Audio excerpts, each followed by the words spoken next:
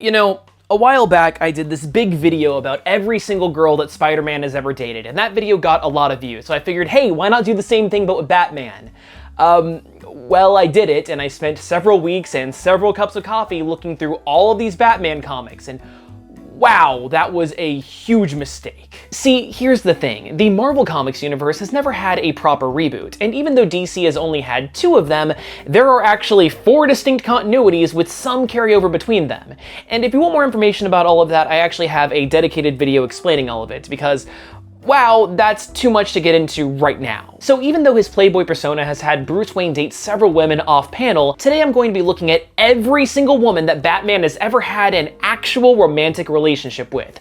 So grab some coffee and buckle up. Also, because this video took so much time to research, I am extremely happy to have one of my all-time favorite sponsors, Manscaped, here to help make it possible. You see, Batman gets around, and with Manscaped's new crop care kit, you too can be as prepared as the Dark Knight during your dark nights. The crop care kit includes the crop cleanser hair and body wash, the crop mop hygiene wipes, and my personal favorites, the crop reviver ball toner and the crop preserver ball deodorant, because I live in Texas and as you know, it gets pretty hot down here.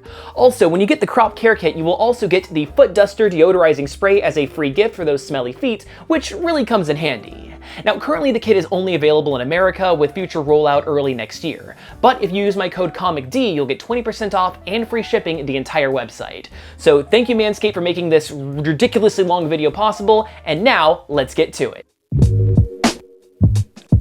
Let's start off by looking at the Golden Age Earth 2 comics. You know, the time when Batman had a gun in broad daylight and that was normal. The first love interest to ever show up in a Batman comic was Julie Madison, and when she was introduced, she was already Bruce's fiancée. To be honest though, Julie was a pretty minor character and only really existed to be a damsel in distress, including that one time when she was kidnapped by a vampire, because comics. Eventually, Julie got fed up with Bruce's Playboy persona and left him when her acting career started to take off. Almost immediately after Julie left the scene, Bruce bumped into a woman named Linda Page. They used to run in the same social circle, but Linda left that life behind her in order to become a nurse. Much like Julie Madison before her, Linda was also pretty much just a damsel in distress, but she became smitten with Batman during her frequent rescues. Although Linda did continue to date Bruce, her mind would always wander back to the Caped Crusader, and she would frequently chastise Wayne about not being more like Batman, not knowing that they were in fact one and the same.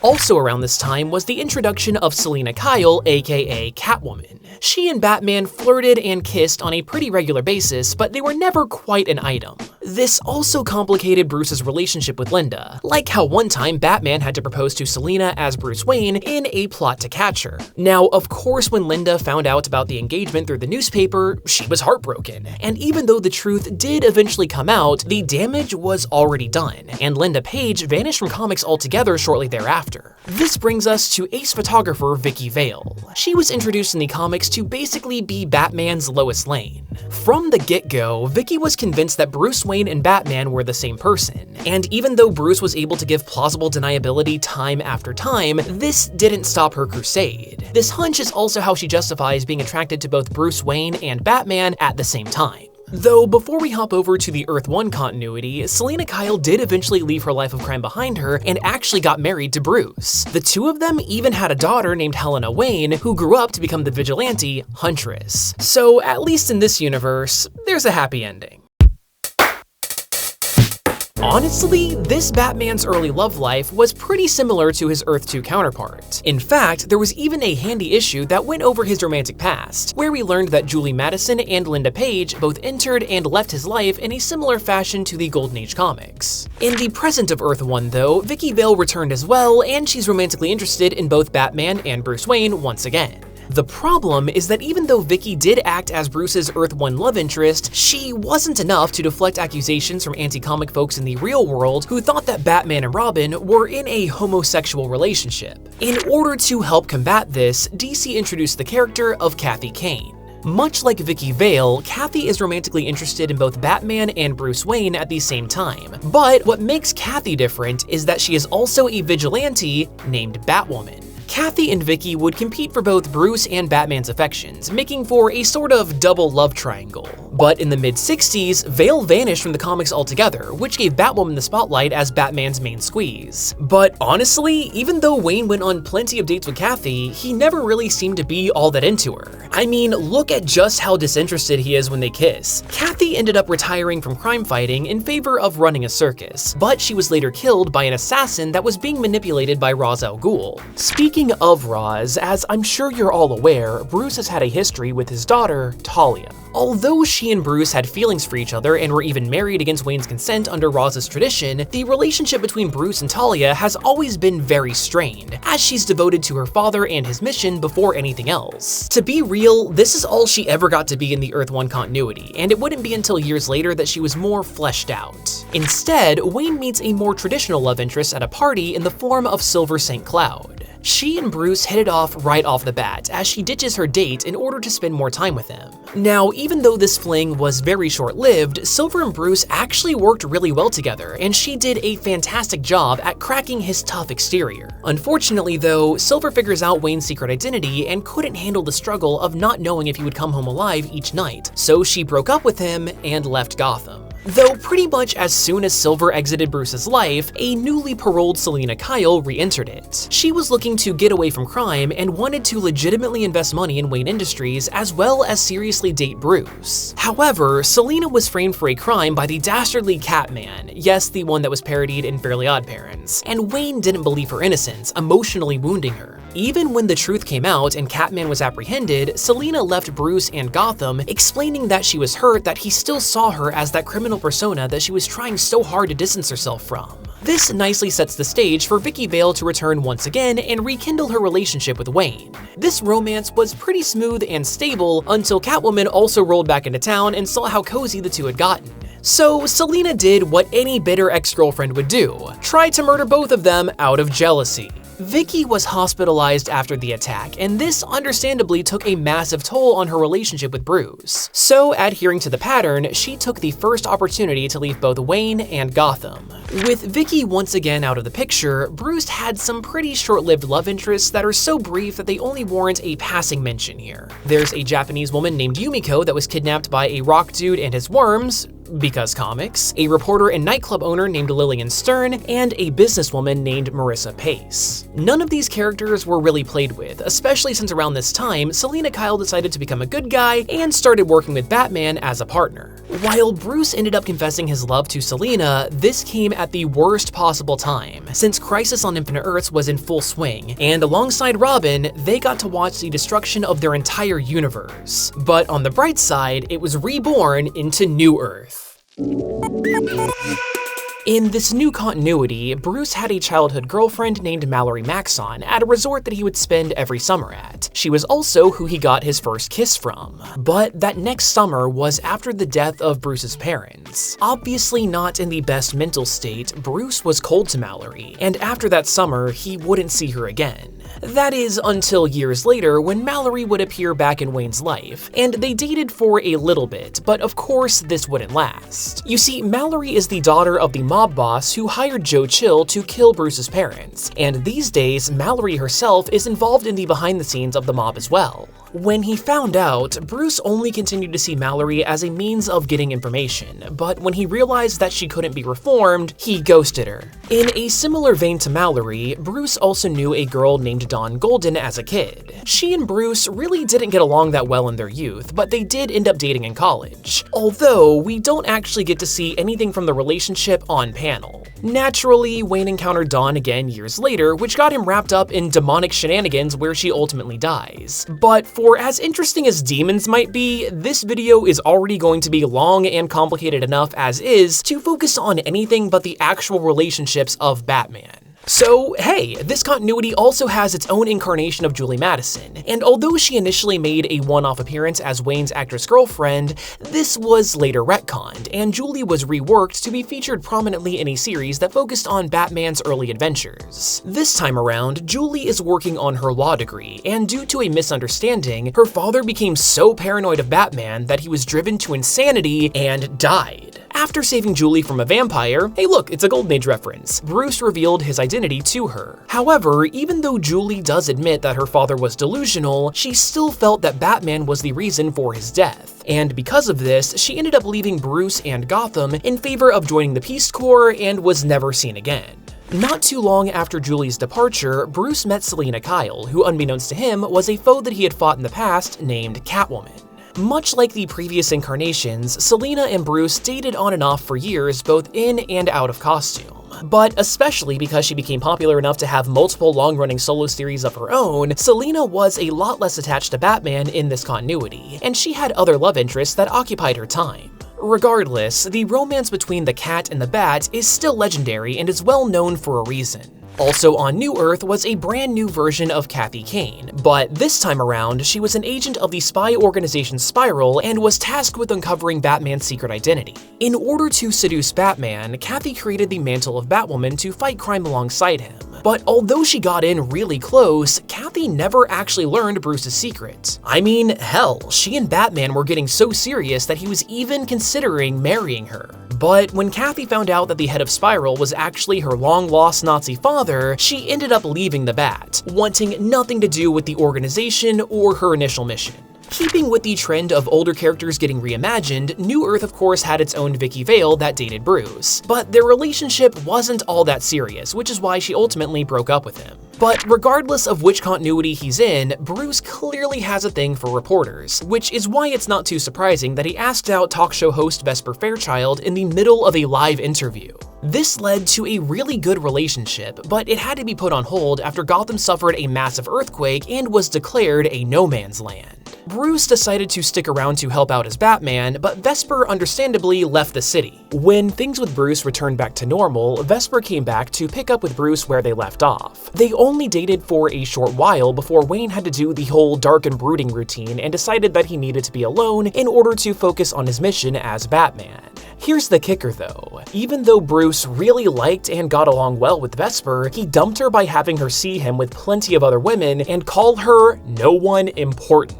Enter the return of Silver St. Cloud. She has the same history as her Earth 1 counterparts and reconnected with Bruce when she arrives back in Gotham with her fiancé, a senator who is trying to become the new mayor of Gotham. When Silver and Bruce got a moment alone together, it was like no time had passed, and the two quickly fell back in love, which prompted Silver to leave her fiancé in the middle of his campaign. The Joker, however, also wanted to run for governor, so he kidnapped Silver in order to get back at his competition, not knowing that she and her fiancé had broken up. Despite being heartbroken, the senator still tried to rescue Silver, but lost an arm and a leg in the process. After the Joker was defeated, Batman thought that the right move would be to let Silver go, and he urged her to stay with her ex in order to help with his recovery, which made Silver the one that got away twice. Like Silver St. Cloud, New Earth's Talia al Ghul also seemed to have the same history as her Earth 1 counterpart, but her relationship with Bruce was expanded upon in the birth of the Demon Trilogy. Most notably, Talia became pregnant with Bruce's son, Damian, who eventually goes on to work with his father as Robin. Although Talia grows into more of her own character by becoming a proper villain in her own right separate from her father, the desire for a relationship is pretty one-sided, and a lot of her motivation comes from wanting to get revenge on the Dark Knight for not returning her affection. Then there's Dr. Amina Franklin. She's a one-off love interest that's really not all that important because she pretty much exists for the sole purpose of getting killed off by her supervillain brother. Sadly, not much to see here. That brings us to Jezebel Jet. She's a former supermodel that runs a small African nation called Matamba. She and Bruce hit it off very well, and they got so close that Jet actually figures out that Bruce Wayne is Batman, and he very uncharacteristically lowers his guard in order to let her get in close to his life. Things were going pretty well. Too well, in fact. Which is why it's not that much of a surprise that this was all just a ploy, and Jezebel was actually a member of a dastardly group called the Black Glove, which was trying to break Bruce. That worked out pretty well considering that Batman started seeing an imaginary floating imp, and he started dressing in a crazy costume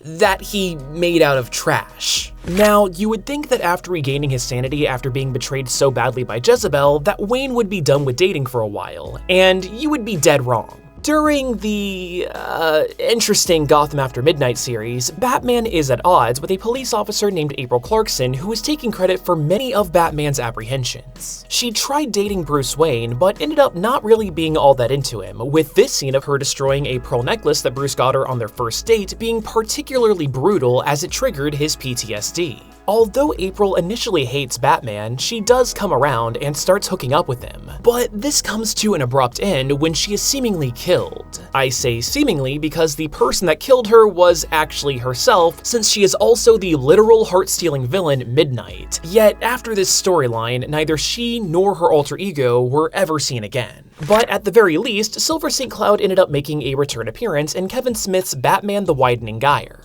When her ex-fiancé passed away, Silver returned to Gotham in order to pick up her relationship with Bruce where it left off. The book also added the detail that Silver's pet name for Bruce is Deity, which is short for double digits because on their first date, Bruce and Silver hit double digits. Regardless of that really cringy bit of information, Bruce and Silver had a whirlwind romance for months, making Wayne legitimately happy for perhaps the first time in his entire life. Also, this page is canon, and you're welcome. Bruce ended up proposing to Silver, but she was almost immediately killed off by the villain Onomatopoeia. To this day, the storyline was never resolved because the universe rebooted again. A new continuity means that we of course need to have another incarnation of Julie Madison, but this time she is a very different character. Bruce dated Julie in college, but he didn't stick around for very long because he needed to travel the world in order to acquire the skills to become Batman. But don't worry, Julie will be back. Now, as longtime subscribers know from my dedicated video about all of Bruce's training, he spent time in the Himalayas learning from a Zen Buddhist monk warrior. What I didn't mention is that while he was there, Bruce had a fling with a woman named Mio. It turns out that Mio is actually a member of the League of Assassins and was hired to kill Bruce's master. Naturally, this put a damper on their relationship, especially because Bruce nearly killed her. A new incarnation of Linda Page also made a brief appearance as a nurse that dated Bruce near the beginning of his vigilante career, but she hates how Batman handles crime. Because they couldn't see eye to eye, Bruce broke up with her via a handwritten letter, which I guess is at least a little bit better than texting her. Then we have a socialite named Jaina Hudson. She has the ability to turn into two separate people, with her doppelganger becoming the villain White Rabbit. Jaina and Bruce only dated for a little bit, since he ironically kept blowing her off in order to hunt down White Rabbit as Batman. Since she could be in two places at once but Bruce couldn't, she ended up getting bored and dropped contact. Shortly after Jaina left, Bruce started seeing a concert pianist named Natalia Trusevich. She initially calls things off with Bruce because she discovered his secret and was upset that he wouldn't admit it and was keeping her at arm's length. But after some time to think it over, Bruce owns up to being Batman and makes a genuine effort towards letting Natalya in his life. Yet when he dropped her off at a symphony in the Batplane, one of the Mad Hatter's henchmen noticed because, you know, it's a massive Bat-themed plane.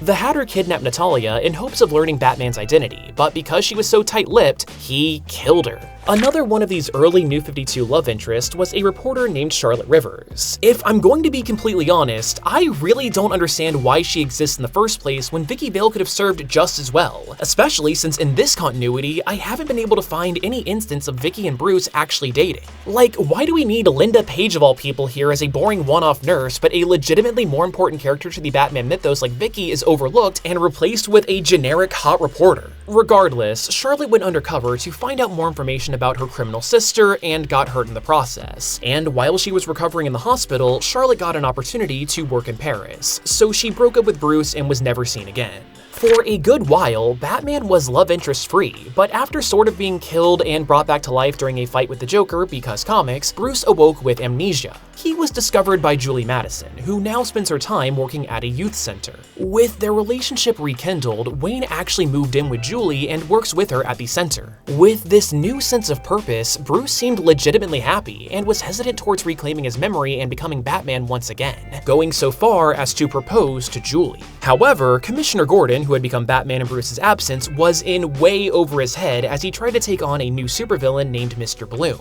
This ultimately led to Bruce using a machine in order to restore his memories and turn him back into Batman, and consequently, he had to leave his new life and Julie behind. With the Batman status quo being brought back to normal, it made a lot of sense to reintroduce a familiar love interest. Although this new continuity didn't focus on it much, it's implied that this universe's Batman and Catwoman had a similar history to their previous counterparts. They resumed their romance when Batman hired on Catwoman for a suicide mission against Bane, and eventually, Bruce would propose to Selina with the diamond that she had stolen in their first encounter. Although she accepted his proposal and seemed really interested in marrying him, Selina was manipulated by Bane into thinking that Bruce couldn't be happy and be Batman at the same time. And for the good of the world, she left Wayne at the altar. After they were both really sad for a while, Selina came back into Bruce's life to help him pick up the pieces. But of course this didn't last. I mean, she gave Joker access to Bruce's accounts, which allowed him to take every last penny from Wayne, so yeah, they're pretty done. At least for now. Finally, at the time of this recording, it's been announced that Andrea Beaumont, aka The Phantasm, will be making her comic book debut. She was a love interest from the DC animated universe, but what she'll be like in the comics, only time will tell, which makes this video instantly outdated. Yay! God, I really hope that that was everything, but honestly, I'm sure that some people are going to say this character should have counted and this character should have counted. And look, yeah, I've done all of this research, but I'm sure I did miss some stuff here and there. So if you disagree or have anything you want to add, please politely let me know down there in the comments below. But honestly, I don't want to read another Batman comic for a good while, but he is like one of the most popular comic characters ever. So of course, I'm going to have to do that if I want this channel to still stay afloat. Hooray. But if you enjoyed this, please consider subscribing or even watching another video. And if you want to see like another stupid deep dive I actually did this exact same thing, but for Spider-Man. It's every single one of Spider-Man's girlfriends, so maybe give that a watch, please. I'm tired. I'm just gonna get to work on editing this so I can put it up ASAP. I hope you learned at least a little something new, and hopefully I'll see you next time. Bye.